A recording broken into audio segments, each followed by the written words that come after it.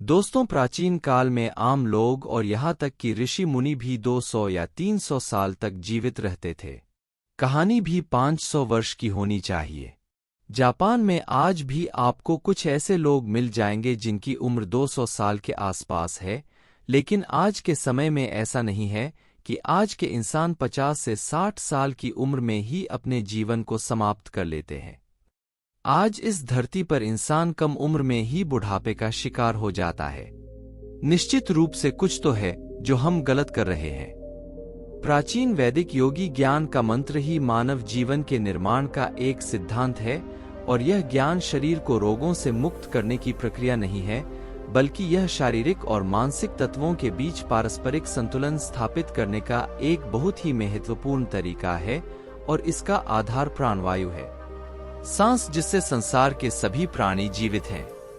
मित्रों, श्वास के विज्ञान में वहाँ सांस लेने की कुछ तकनीकें और तरीके हैं जिन्हें जानने और समझने के बाद आप अपने शरीर को पूरी तरह से स्वस्थ बना सकते हैं और यहाँ तक कि अपनी उम्र भी बढ़ा सकते हैं। शायद ये आपको पसंद आएगा।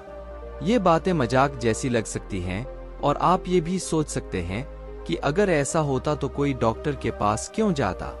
दोस्तों, हो सकता है आप अभी भी सही हों, लेकिन कुछ डर मेरे साथ रहें और इस विज्ञान को समझें। इस पोस्ट में आपको ऐसे ही कुछ तथ्य मिलेंगे। आप जानेंगे कि कुछ ऐसी तकनीकों के बारे में जानेंगे जो वास्तव में आपके शरीर को स्वस्थ और पूर्ण रूप से स्वस्थ बना सकती हैं, और आपके दिमाग को सुपर ब्रेन बनाया जा सकता है। दोस्तों, यह बात सच भी है अगर आप इन तकनीकों को अपने जीवन में प्रयोग करते हैं। दिव्य शक्ति भी प्राप्त की जा सकती है जो वास्तव में किसी भी सामान्य व्यक्ति को सामान्य व्यक्ति बना सकती है। उसके पास अद्भुत शक्तियां हैं। उसके पास शक्ति है। मैं संदीप अपने वेबसाइट ihare.com पर आपका स्वागत करता हूं, और जानकारीपूर्ण पोस्ट पढ़ने के लिए कृपया वेबसाइट को बेल पर क्लिक करें। दोस्तों, मैं आपको प्राचीन वैदिक योग ज्ञान के बारे में बताने जा रहा हूं। यह विज्ञान श्वासों पर ही आधारित है। दोस्तों, यह पोस्ट लंबा जरूर है, लेकिन बहुत उपयोगी और अद्भुत जानकारी वाला है जो आपके शरीर की कई समस्याओं का समाधान कर सकता है। इस पोस्ट के आखिरी भाग में ध्यान की कुछ ऐसी तकनीकें और तरीके बताए गए हैं जो आपके शरीर और मन को एक नया आयाम दे सकते हैं। अंदर साथ रहेंगे तो बात आज से शुरू होती है। हजारों साल पहले जब भारत के ऋषिमुनियों ने सांस लेने पर शोध करना शुरू किया था, यानी सांस लेने की क्रिया को समझना और सांस लेने के विज्ञान पर काम करना शुरू किया था, तभी ऋषिमुनियों को यह पता चल गया था कि यदि श्वास संतुलित हो तो कोई भी व्यक्ति लंबा जीवन जी सकता है, और मनुष्य को कई प्रकार की दिव्य चमत्कारी शक्तियां प्राप्त हो सकती हैं। ऋषि मुनि इस बात को भलीभांति समझ चुके थे कि भगवान ने हर इंसान को यह शक्ति दी है ताकि वह अपनी जीवन अवधि बढ़ा सके, लेकिन इसके लिए इंसान को अपनी सांसों पर नियंत्रण रखना होगा, या फिर आपको गति के विज्ञान को समझना होगा। तभी कोई भी व्यक्ति इस धरती पर अपना समय बढ़ा सकता है। दोस्तों, सबसे पहले आपको सांस लेने की अवधारणा को समझना होगा। जब आप सांस लेते हैं तो उसे श्वास कहते हैं, और जब छोड़ते हैं तो सांस या प्राण दृश्य कहते हैं। यह बाहर निकलता है, लेकिन इसे श्वास कहते हैं। जरूरी है कि अब आपको सांस लेने की क्रिया पर ध्यान देना होगा, जैसे कि आप 1 मिनट में कितनी बार सांस लेते हैं। इसे समझने के लिए आपको एक छोटे बच्चे को देखना होगा। अगर आप बच्चे को सोते हुए देखें, अगर आप ध्यान से देखेंगे तो आप साफ देख पाएंगे कि एक छोटा बच्चा किस गति से और किस तरह से सांस ले रहा है, क्योंकि जैसे ही बच्चा सांस लेना शुरू करेगा तो बच्चे का पेट गुब्बारे की तरह फूल जाएगा और फिर गुब्बारे की तरह नीचे चला जाएगा। आपने एक गुब्बारे में हवा भरी है और फिर उसमें से हवा छोड़ दी है। कोई भी छोटा बच्चा पेट से नहीं बल्कि पेट से सांस लेता है, और यह सांस लेने की प्राकृतिक गति है जो भगवान ने हमें दी है। सांस लेने की गति के कारण ही बच्चों की माताएं इतनी रचनात्मक होती हैं। होता यह है कि उनकी चीजों को समझने की शक्ति आपसे और हमसे कहीं ज्यादा होती है, लेकिन जैसे जैसे आप बड़े होते हैं, आपकी दिन की याददाश्त, आपके डर की दिनचर्या बदलने लगती है और आपके सांस लेने का पैटर्न धुंधला हो जाता है, जिसका सीधा असर आपकी सांस लेने की गति पर पड़ता है और इसका असर सांस लेने के तरीके पर पड़ता है। इस सांस लेने के रहस्य को आप ऐसे समझ सकते हैं कि एक कुत्ता 1 मिनट में 30 से 35 बार सांस लेता है, उसकी उम्र सिर्फ 11 से 12 साल होती है। अगर कछुए की बात करें तो वह 1 मिनट में केवल 6 बार सांस लेता है और इनकी उम्र 600 साल तक है। ये वास्तव में ध्यान देने योग्य तथ्य है। एक सामान्य इंसान 1 मिनट में और किसी भी शारीरिक गतिविधि के दौरान 15 से 16 बार सांस लेता है। तो सांसों की संख्या अधिक हो सकती है और शक्ति होती है, जिसका सीधा असर व्यक्ति की उम्र पर पड़ता है। इन सभी बटनों से यह स्पष्ट है कि उम्र का आधार हृदय की गणना नहीं बल्कि सांसों की गति है, और यह बात हमारे प्राचीन ऋषिमुनियों ने भी कही है।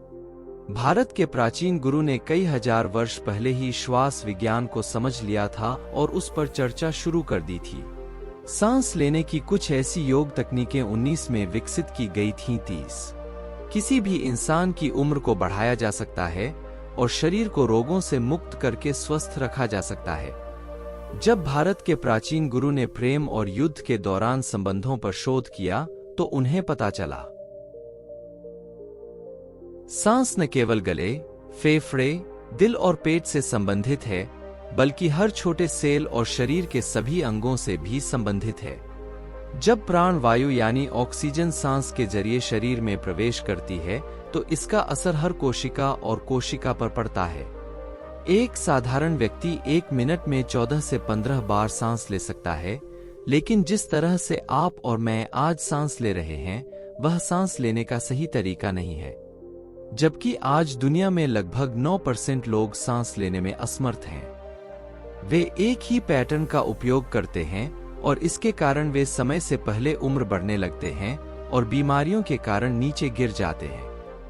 आपने हिमालय के कुछ ऋषियों और गुरुओं के बारे में सुना होगा जो हिमालय में जाते हैं और तपस्या करते हैं। उनके पास आम लोगों से बेहतर कहानी है। बुढ़ापे तक रहते हैं और वह भी बिना किसी मेडिकल हेल्पलाइन के। अगर आज के समय में कोई ऐसा कर सकता है तो ये वाकई बहुत अजीब बात है। दोस्तों, इसके लिए आपको 2 काम करने होंगे। सबसे पहले सांसों की संख्या कम करें। इसका मतलब यह है कि अभी आप 1 मिनट में 14 से 15 बार सांस ले रहे हैं, आपको नंबर को 10 से 11 तक लाना होगा, जिसका अर्थ है कि अब आपको 1 मिनट में केवल 10 से 11 बार सांस लेना होगा। दूसरी बात यह है कि आपको अपनी सांस लेना है गहरा और लंबा। इसके लिए बहुत कुछ नहीं है, बस एक छोटा सा अभ्यास है। लेकिन इस पद्धति को बताने से पहले मैं आपको सांस लेने के कुछ और दिव्य चमत्कारी प्रभाव बताने जा रहा हूं जो वास्तव में आपको एक अद्भुत व्यक्ति बना सकता है। तो ध्यान से सुनो। जैसे ही आप धीरे धीरे सांस लेना शुरू करते हैं, आपकी छठी इंद्री जागृत हो जाती है और आपको कंपन महसूस होने लगती है। आपने देखा होगा कि आज भी ऋषि और गुरु हिमालय के जंगल में तपस्या करते हैं। उनका सामना अक्सर जंगली जानवरों से होता रहता है, लेकिन वे किसी भी जानवर को किसी भी तरह के नुकसान को नहीं जानते हैं, क्योंकि उस ऋषि ने अपने छठे अर्थ को जगाया है, जिसके माध्यम से वह किसी भी जानवर से बात कर सकता है।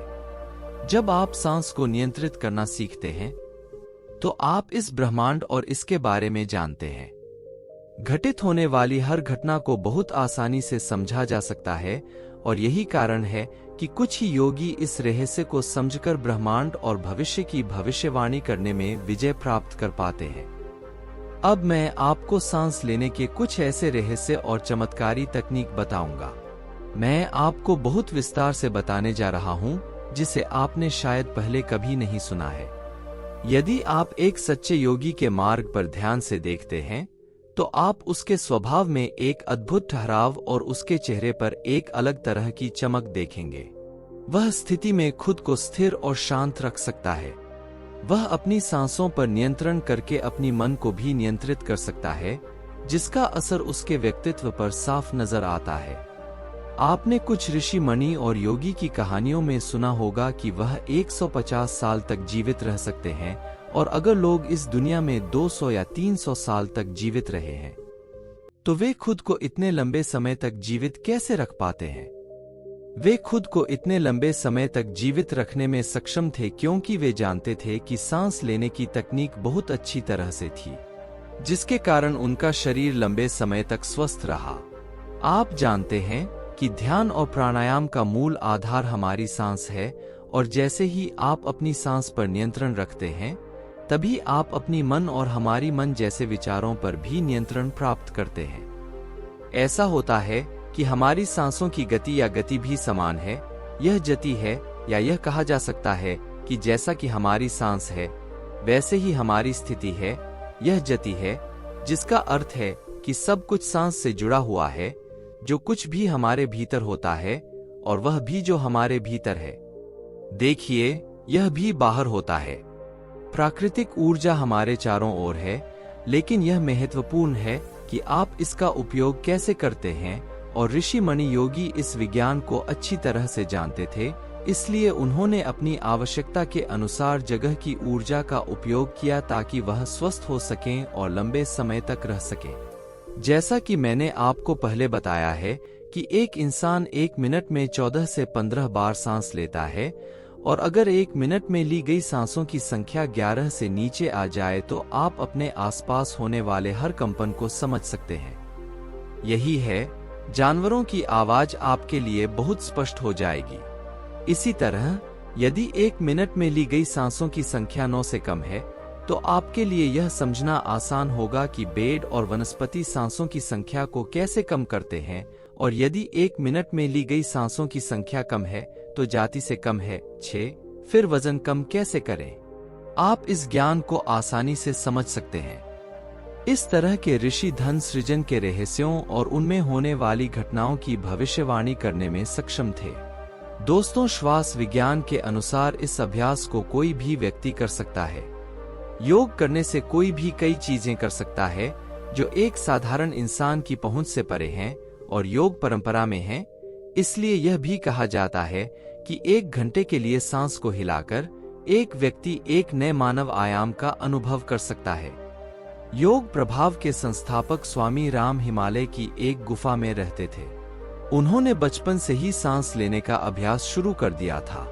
1970 में अमेरिका में एक शोध हुआ था जिसमें स्वामी राम ने अपनी सांसों पर नियंत्रण कर लिया था और अपनी सांसों और शरीर में प्रवाहित होने वाली प्राणशक्ति को रोक दिया था। प्रयोगशाला में मौजूद सभी डॉक्टरों ने स्वामी राम के शरीर पर शोध किया और उन्हें अमृत घोषित कर दिया, लेकिन इस अवस्था में भी स्वामी राम को सब कुछ महसूस हो रहा था और वे पूरी तरह स्वस्थ थे। स्वामी रमानी ने कहा था कि अगर आप अपनी सांस लेने को समझ लें तो आपके शरीर में होने वाली सभी बीमारियों का इलाज आज मेडिकल साइंस की मदद से किया जा सकता है। श्वास के ईश्वरीय रहस्य को समझने के बाद स्वामी राम ने अपने कुछ सहयोगियों के साथ मिलकर विज्ञान ऋण नामक पुस्तक भी लिखी है।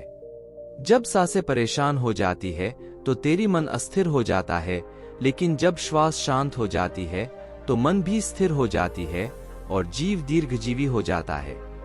सामान्य स्थिति में जब आप सांस लेते हैं तो वह सांस आपके शरीर के अंदर 5 से 6 सांस तक रहती है और सांस छोड़ते समय उसकी लंबाई 10 से 12 इंच होनी चाहिए। हमारे दैनिक जीवन में ऐसे बहुत कम लोग होते हैं जिनकी भजन करते समय ली गई सांस भजन करते समय ली गई सांस की लंबाई से कई गुना अधिक लंबी होती है। भजन करते समय ली जाने वाली सांस की लंबाई 16 से 17 इंच होती है। चलते समय उनकी लंबाई 22 से 24 इंच और दौड़ते समय निकाली गई सांस की लंबाई 45 से 50 इंच तक होनी चाहिए। सोते समय बाहर निकाली गई सांस की लंबाई 60 से 70 इंच तक होनी चाहिए। दोस्तों, सांस लेना ही इंसान का जीवन है। इसे ताकत भी कहा जाता है। जापान के एक 200 साल के व्यक्ति से जब उसकी लंबी उम्र का राज पूछा गया तो उसने 2 ही बातें बताईं। पहली, आपकी सांस की लंबाई अंत तक नहीं होनी चाहिए, यानी आपको सांस को अंत तक महसूस होना चाहिए। दूसरी, जितना संभव हो सके अपनी पीठ रखें, इसे सीधा रखें। 2 साधारण बातें हैं जो प्राणायाम की दृष्टि से बहुत महत्वपूर्ण है। प्राचीन ग्रंथों के अनुसार यदि निकलने वाली प्राणवायु की लंबाई आधा इंच कम कर दी जाए तो व्यक्ति के भीतर से वासना कम होने लगती है। 1 इंच कम होने पर आनंद की महिमा होती है और लिखने की शक्ति में बाढ़ आ जाती है। 2.5 इंच से कम होने पर व्यक्ति को दूर की दृष्टि प्राप्त होती है। यदि यह 6 से 7 इंच से कम है तो यह हमेशा अंदर रहता है। तीव्र यात्रा गति से चलने की शक्ति एक प्रजाति है और यह कुछ ही क्षणों में एक स्थान से दूसरे स्थान तक पहुंच सकती है। इसी प्रकार यदि यह 8 इंच कम हो तो सड़क पर ऑटो का ध्यान जाता है। रहस्य यह है कि शरीर के अंदर लेने वाली सांस की लंबाई कम और छोड़ने वाली सांस की लंबाई लंबी होती है, लेकिन अगर छोड़ने वाली सांस की लंबाई कम कर दी जाए तो लंबा जीवन प्राप्त किया जा सकता है। राम भक्ति पवन पुत्र हनुमान जी को सीढ़ियां प्राप्त हुई, इसीलिए इन्हें अष्ट सिद्धि नवनिधि कहा जाता है। ये 8 सिद्धियां हर इंसान में होती हैं, बस इन्हें जागृत करना जरूरी है। यदि सांसों की लंबाई 10 से 11 इंच से कम हो तो व्यक्ति जब तक चाहे खुद को जीवित रख सकता है। इसका मतलब है कि इंसान को इच्छा मृत्यु मिले, इसलिए सबसे पहले सांसों पर नियंत्रण करना सीखें। भगवान शिव माता पार्वती से कहते हैं कि जो रात्रि में कृमि और दिन में पिंगला नदी को रोकने में सफल हो जाता है, वही वास्तव में सच्चा योगी है। आप अपने शरीर को स्वस्थ और दिमाग को बेहद तेज बनाने के लिए एक व्यायाम जरूर कर सकते हैं। यह विधि ध्यान से अधिक एक कहानी है। इस विधि को करने से आपके चेहरे पर एक अलग तरह का निखार आ जाएगा। आपका दिमाग सुपरफास्ट ट्रेन की तरह धीमा होने लगेगा। आपके शरीर के हर अंग को एक अलग ताज और ऊर्जा मिलेगी, लेकिन इसके परिणाम पड़ने के लिए आपको धैर्य रखना होगा, क्योंकि इतने दिनों तक क्षतिग्रस्त रहने के बाद शरीर को ठीक होने में समय लग सकता है। इसलिए अब विधि को ध्यान से सुने। सुबह के समय आपको किसी शांत जगह पर आंखें बंद करके बैठना है और अपनी सांसों के साथ ध्यान लगाना है। आपको अपनी सांस अपने पेट से नहीं बल्कि अपनी नाक से लेनी है, यानी आप जितनी गहरी सांस ले सकें उतना बेहतर है। ऑक्सीजन आपके शरीर के हर हिस्से तक पहुंचती है, जिससे आपके शरीर में ऑक्सीजन का स्तर बढ़ जाता है, जिससे आपके शरीर के हर हिस्से को एक नया जीवन मिलता है। और जब आप सांस छोड़ते हैं तो ऐसा नहीं होता है कि आप अभी सांस छोड़ रहे हैं। आपको पूरी ताकत लगाकर प्रयास करना होगा कि आदि साथी बाहर चले जाएं। इस ध्यान को आप 11 सांसों के साथ शुरू कर सकते हैं, फिर धीरे धीरे आप इस अभ्यास को बढ़ा सकते हैं। यदि आप इस ध्यान को ब्रह्मा मुहूर्त में करते हैं तो आपका शरीर स्वस्थ रहेगा, साथ ही आपको दैवीय शक्ति भी मिलती है। अब मिलना शुरू हो जाएगा। अब तक मेरा साथ देने के लिए तहे दिल से धन्यवाद।